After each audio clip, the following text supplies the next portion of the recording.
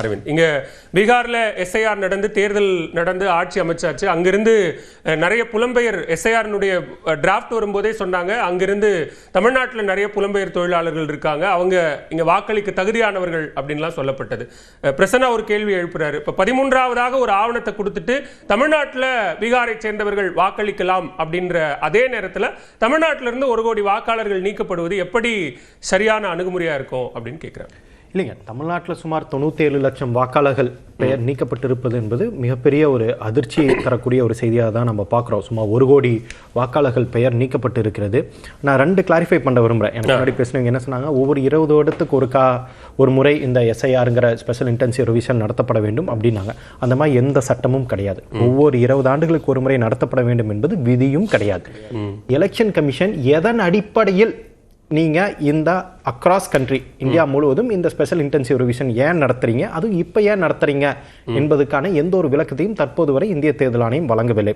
அஞ்சலி பரத்வாஜ்னு ஒரு social activist ஒரு RTI file பண்றாங்க. எலெக்ஷன் கமிஷன்ல இருந்து மினிட்ஸ் ஆஃப் மீட்டிங் கேட்கறாங்க. எதன் அடிப்படையில் இந்தியா முழுவதும் எஸ்ஐஆருங்கிற ஒரு எக்ஸசைஸ் நடத்த முடிவெடுத்தீங்க, அதற்கான மினிட்ஸ் ஆஃப் மீட்டிங் கொடுங்க, அந்த ஆலோசனையில் எடுக்கப்பட்ட முடிவுகள் அதற்கான காரணங்களை கொடுங்கிறாங்க. எலெக்ஷன் கமிஷன் அந்த மாதிரி மீட்டிங் நடந்ததுக்கான எந்த ஒரு ஆதாரமும் இல்லை என இந்திய தேர்தல் ஆணையம் எழுத்துப்பூர்வமான ஆர்டிஐல பதில் கொடுக்குறாங்க. அப்படின்னா ஏன் இந்த எஸ்ஐஆர் ஸ்பெஷல் இன்டென்சிவ் ரிவிஷன் இப்போ ஏன் நடத்துகிறோம், அதுவும் இந்த 1 மாத காலத்திற்குள்ள அந்த டைம் ஸ்பேனை கொடுத்து ஏன் நடத்துகிறோங்கிறக்கான விளக்கம் தற்போது வரை இந்திய தேர்தல் ஆணையம் கொடுக்கல. அதுக்கு இன்னும் வரை பதில் கொடுக்கல. எலெக்ஷன் கமிஷனோட ஆக்ஷன் போனஃபைடாகவே நம்ம எடுத்துப்போமே, ஒரு நல்ல நோக்கத்துடன் வாக்காளர் பட்டியலில் உள்ள குளறுபடிகளை நீக்குவதற்காக இந்த நடவடிக்கை எடுத்தாங்கன்னு நம்ம எடுத்துக்கலாமே. இப்போ 97 லட்சம் பேர் நீக்கப்பட்டிருக்கிறார்கள். அதுல சுமார் 66 லட்சம் பேர் ஷிஃப்டட்னு சொல்றாங்க.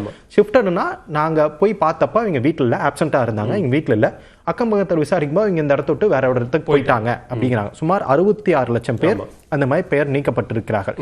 இந்த 66 லட்சம் பேர் அப்படின்னா இடம் மாறுதல்னா அவங்க இந்த இடத்துல இருந்து இன்னொரு இடத்துக்கு போயிட்டாங்க. அவங்க மல்டிபிள் என்ட்ரிஸ்ல வரல. மல்டிபிள் என்ட்ரிஸ் தனியா இருக்கு. 2 இடத்தில் பேர் இருக்கக்கூடிய என்ட்ரிஸ் தனியா இருக்கு. அது ஒரு 3 லட்சம் நினைக்கிறேன், ஆல்மோஸ்ட் 4 லேக். அந்த 4 லட்சம் பேர் தான் 2 இடத்துலயும் தன்னோட பேரை பதிவு பண்ணி வச்சிருக்காங்க. அது மல்டிபிள் என்ட்ரி, அதுதான் 2 இடத்துல பதிவு பண்ணது. இது ஷிஃப்டட்னா ஒரே இடத்துல தான் இவங்க பேர் இருக்கு, ஆனா அவங்க தற்போது இந்த இடத்துல இல்லை. அப்படின்னா இந்த 66 லட்சம் பேர்ல 66 லட்சம் பேரும் தமிழ்நாடு விட்டு வேற மாநிலத்துக்கு போயிட்டாங்களா? ஏன் அந்த 66 லட்சம் பேர் இப்போ சோழிங்கநல்லூர்னு ஒரு தொகுதியில இருந்து எத்தனையோ பேர் சுமார் 1000 கணக்கான பேர்கள் அந்த இடத்துல ஷிஃப்டட்னு சொல்றாங்க. ஒரு 30,000 பேர் அங்கிருந்து ஷிஃப்ட் ஆயிருக்காங்க நம்ம எடுத்துப்போமே. அந்த 30,000 பேர் ஷிஃப்ட் ஆனாங்கன்னா தமிழ்நாட்டுக்குள்ள ஷிஃப்ட் ஆயிருக்காங்களா, தமிழ்நாட்டு விட்டு வெளியே போனாங்கன்னா அந்த 30,000 பேர் தமிழ்நாட்டு விட்டு வெளியே தான் போயிருப்பாங்களா? இல்ல தமிழ்நாட்டுல இருந்து சோழிங்கநல்லூர்ல இருந்து இன்னொரு தொகுதிக்கு போயிருந்தாங்கன்னா இன்னொரு தொகுதியில அது அந்த அடிஷன் அங்க ரிஃப்ளெக்ட் ஆகணும்னே. தமிழ்நாட்டில் எந்த தொகுதியிலுமே அடிஷன் கிடையாது. எல்லா தொகுதியிலையும் மைனஸ். அதிகபட்சமாக நீக்கப்பட்ட வாக்காளர்களினுடைய தொகுதியில் சோழிங்கநல்லூர் தான் முதல் இடத்துல. நான் எக்ஸாம்பிள் எடுக்கிறேன். சோ அங்க ஐடி ஹப், அங்க ஐடி கம்பெனி அதிகமா இருக்கக்கூடியதா, அங்க இருந்து ஷிஃப்ட் ஆயிருக்காங்கன்னா சோழிங்கநல்லூர்ல இருந்து ஷிஃப்ட் ஆகி திருவள்ளூர்ல ஒரு மாவட்டத்துக்கு போயிருந்தாங்கன்னா அந்த திருவள்ளூர் தொகுதியில அந்த புது வாக்காளர்கள் ஆட் ஆயிருக்கணுமே. இப்போ 66 லட்சம் பேர் ஷிஃப்ட் ஆயிருக்காங்கன்னா 66 லட்சம் பேர் தமிழ்நாட்டு விட்டு வேற மாநிலத்துக்கு போயிட்டாங்களா? அந்த கணக்கு நம்மள்ட்ட கிடையாதுல. அப்போ இந்த 66 லட்சம் பேர் ஷிஃப்ட் ஆனவங்க இவர்கள் போலி வாக்காளர்கள் கிடையாது. எலெக்ஷன் கமிஷனோட அவர்கள் தகவலின்படியே அவங்க மல்டிபிள் என்ட்ரில அவங்களுக்கு என்ட்ரிஸ் கிடையாது, மல்டிபிள் பிளேசஸ்ல என்ட்ரி கிடையாது, அவங்க டிசீஸ்டும் கிடையாது, உயிரிழந்தவர்களும் கிடையாது. அப்படின்னா தகுதியான வாக்காளர்கள் 66 லட்சம் பேரை இந்திய தேர்தல் ஆணையம் தற்போது வரை கணக்கில் கொள்ளவில்லை. ஓகே, இப்ப பிரசன்னா சொன்னது போல ஃபார்ம்ஸ் கொடுத்திருக்காங்க. ஃபார்ம்ஸ் கொடுத்த எல்லாரும் நீக்கப்பட்டாங்கன்னா நீங்க கேட்குது எப்படின்னா ஒரு இடத்துல அவங்க ஃபார்ம் கொடுத்திருந்த இடம் மாறி இருந்தா அந்த இடத்துல ஆட் ஆயிருக்கணும் அப்படின்னு கேட்க. அப்ப அந்த தப்பு யாரோடையது? இந்திய தேர்தல் ஆணையம் மீது. ஏன் நான் சொல்றேன்னா, நான் வாக்காளரா 18 வயது பூர்த்தியான பிறகு வாக்காளரா என்னோட பேரை நான் ஆட் பண்றேன் இல்லைங்க, அதுதான் என்னோட கடமை. அதுக்கப்புறம் இந்த ஒவ்வொரு 5 வருடத்துக்கு ஒரு முறை இல்ல 10 வருடத்துக்கு ஒரு முறை இந்த ஸ்பெஷல் இன்டென்சிவ் ரிவிஷன் ஒரு சிறப்பு சீர்திருத்தமோ சிறப்பு திருத்தமோ கொண்டு ஏதோ ஒன்று சொல்லலாம், பேரு நம்ம இஷ்டத்துக்கு ஒரு பேரை வச்சுக்கலாம். அந்த பேர்ல கொண்டு வரும்போது அந்த வேலை செய்வது இந்திய தேர்தல் ஆணையம். அதற்கான அக்கௌண்டபிலிட்டி இந்திய தேர்தல் ஆணையத்தை தான் இருக்கு. 100% 18 வயதுக்கு பூர்த்தி அடைந்தவர்கள் இந்திய குடிமகனாக இருப்பின் அவர்களுக்கு வாக்களிப்பதற்கான உரிமை இந்திய அரசியல் சாசனம் வழங்குகிறது. அதை நடத்துவதற்கு தான் இந்திய தேர்தல் ஆணையம் இருக்கே தவிர முதன்முறையாக வாக்காளர்களை ஊக்குவிப்பதற்கு பதிலாக வாக்காளர்களை வாக்களிப்பதற்கான அவர்களுடைய உரிமையை பறிப்பதற்கான ஒரு நடைமுறையாக தான் பார்க்கிறேன். நோக்கம் நியாயமானதாகவே இருக்கட்டும், ஆனால் 1 மாத காலத்திற்குள்ளாக நீங்கள் தற்போது ஏன் இதை நடத்த வேண்டும்? ஒன்று. இரண்டாவதாக, இப்போ நீங்க அடுத்த ஆண்டு மக்கள் தொகை கணக்கீடு நடத்த போறீங்க. அது எத்தனை வருஷம் நடத்துறீங்க? ஒரு வருஷம் மக்கள் தொகை கணக்கீடு நடத்துறீங்க. இதே மாதிரி டோர் டு டோர் எனுமரேஷன் அதுவும் நடக்க போகுது. இதே மாதிரி ஒவ்வொரு வீடா போய் தானே போய் டேட்டா எடுத்து ஆட் பண்ண போறாங்க. அந்த டேட்டா ஆட் பண்ண போது மக்கள் கணக்கீடுங்கிறது நீங்க நடக்கும்போது உங்க கையில ஒரு டேட்டா வரப்போகுது. மக்கள் ஜனத்தொகை கணக்கீடு உங்க கையில இருக்கும்போது 18 வயதுக்கு மேற்பட்ட மக்கள் எத்தனை பேர் உங்க கையில இருப்பாங்க? உங்க கையில டேட்டா இருக்குல்ல, அந்த டேட்டா உங்க கையில வச்சுட்டு நீங்க சொல்ற மாதிரி இன்னைக்கு என்னங்கிறீங்க, வெறும் 5.4 கோடி 5.4 crore people தான் இருக்காங்க. நீங்க சொல்றீங்க 5.43 மக்கள் தொகை கணக்கீட்டின் போது 18 வயதுக்கு அதிகமானவர்கள் இதோட அதிகமா இருந்தாங்கன்னா அப்ப இந்த தேர்தல் ஆணையம் செய்த தவறை யார் ஏற்றுக்கொள்வா? சோ நீங்க ஒரு டேட்டாவே உங்க கையில கிடையாம ஏன் இதை இப்ப நடத்துறீங்க? அது ஒரே மாசத்திலேயே நடத்துறீங்கன்னு எந்த ஆன்சருமே கொடுக்காம நீங்க இது போல 1 கோடி பேருங்க 97 lakh people நீங்க எடுத்திருக்கீங்க. 97 லட்சம் பேர் போலி வாக்காளர்களா? இதுக்கு மாதிரி அதிமுக சார்பிலும் பாஜக மேடம் கிடையாது, இதுக்கு முன்னாடி பாஜக சேனல் நான் பேசின பார்த்தேன், போலி வாக்காளர்கள் தமிழ்நாட்டில இருந்து 97 லட்சம் போலி வாக்காளர்களை நீக்கிட்டோம் அப்படிங்கிறாங்க. குஜராத்ல இருந்து 73.7 லட்சம் 73.7 lakh ஓட்டர்ஸ் எடுத்திருக்காங்க. அப்ப அங்க குஜராத்லயும் போலி வாக்காளர் நம்ம ஏத்துக்கலாமா? குஜராத்ல கடந்த 20 வருடமா ஆட்சியில் இருக்கக்கூடிய கட்சி அது.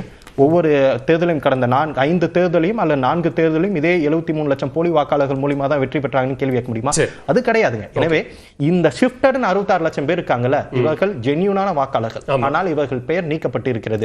இவர்களை எப்படி மீண்டும் கொண்டு வரோம்? எனக்கு இன்னொரு பதில்னா பேசுறீங்க சொன்னாங்க, இன்னும் 1 மாச காலகட்டம் இருக்குல்ல, அதுக்குள்ள நீங்க ஃபார்ம் 6 ஃபார்ம் 9 கொடுத்து என்ரோல் பண்ணிக்கங்கறாங்க. நான் ஏங்க என்ரோல் பண்ணனும் எனக்கு புரியல. நான் முன்னாடியே என்ரோல் பண்ணிட்டேன். எலெக்ஷன் கமிஷனோட ப்ராசஸ்ல எக்ஸர்சைஸ்ல பேர் எடுக்கறாங்க. ப்ரூஃப் ஆஃப் பர்டன் எனக்கே வருது. நான் தேர்தல் ஆணையத்தோட வேலை. எக்ஸாக்ட்லிங்க, இது என்னோட வேலை கிடையாது. என்னோட வேலை 18 வயது பூர்த்தி ஆனவுடன் என்னோட பெயரை இணைப்பது மட்டும் தான் என்னோட வேலை. மாறினா நான் மாறிக்கலாம். ஆனா இந்த மாதிரி ஒரு ப்ராசஸ் நடத்திட்டு இல்ல நீ ப்ரூவ் பண்ணு, நீ உண்மையாலுமே இந்த தொகுதியில் வாக்காளர் தான், இந்தியா குடிமகன் தான், உனக்கு 18 வயது ஆயிடுனா ஒவ்வொரு 5 வருஷத்துக்கு முன்னாடி ஒரு 5 வருஷத்துக்கு ஒருக்கா நீங்க வந்து டாக்குமெண்ட்டை மாத்திட்டு வரீங்க. ஒவ்வொரு டைம் நான் வந்து ப்ரூவ் பண்ணிட்டு இருக்கணுமா? இது ஒரு நியாயமானதா ஒரு நடைமுறை பார்வை எடுத்துக்கிற பேசலாம். திருப்போன் வில்சன், இங்க ஏன் அதிமுக ஆரம்பம் முதலே SIR தேவை அப்படின்னு சொல்லுச்சோ அதுக்கான காரணத்தை இந்த வரைவு வாக்காளர் பட்டியல் மெய்ப்பித்திருக்கிறது அப்படிங்கிறாரு திரு எடப்பாடி பழனிசாமி. இங்க பிரசன்னாவோ அல்லது அரவிந்தோ சொல்றது என்ன அப்படின்னா, போலி வாக்காளர்கள் அப்படின்னு சொன்னா அந்த நீங்க குறிப்பிடுற போலி வாக்காளர்கள் அதிமுகவுக்கும் வாக்களித்திருக்கிறார்கள், அதனால அதிமுகவும் வெற்றி பெற்றிருக்கு அப்படிங்கிற அர்த்தத்துக்கு ஆயிடாதா? என்னன்னா இதுல ஒரு முக்கியமான விஷயம் என்னன்னா, நம்ம ஒரு கருத்தை வந்து பரவலா வந்து மறந்துடுறோம். என்னன்னா எனக்குரிய ரேஷன் கார்டு அடையாளம், எனக்குரிய டிரைவிங் லைசன்ஸ் அடையாளம், எனக்குரிய பேன் கார்டு அடையாளம், எனக்குரிய ஆதார் கார்டு அடையாளம், எனக்குரிய இந்திய நாட்டின் குடியுரிமை அடையாளம், இது எல்லாத்தையும் விட எனக்கு முக்கியமானது என்னுடைய வாக்களிக்கும் அதிகாரம் உள்ள அடையாளம். அப்போ இல்ல இது அந்த மாதிரி நம்ம நினைக்கவே இல்லையா? எல்லாமே உங்க தலையெழுத்து, நீங்க தான் கொடுக்கணும். அரசாங்கமோ தேர்தல் நான் பொறுப்பு இல்லாம இருப்பேன். என் அட்ரஸ் மாறுதா, என் பேர்ல எழுத்து மாறுதா, அடுத்த தலைமுறை பற்றி எனக்கு கவலை இல்லையா, எல்லாம் நீங்க தான் பாத்துக்கணும்.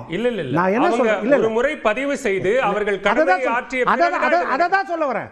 ஒரு முறை நான் ஆதார் பதிவு பண்ணிட்டா அதுல நான் விலாசம் மாறினா கூட உங்க தலையெழுத்து. ஆனா ரேஷன் கார்டு அதே மாதிரி தான். சரி, இன்றைக்கு உரிமை தொகை தகுதி தொகைக்கு எவ்வளவு அப்ளிகேஷன்?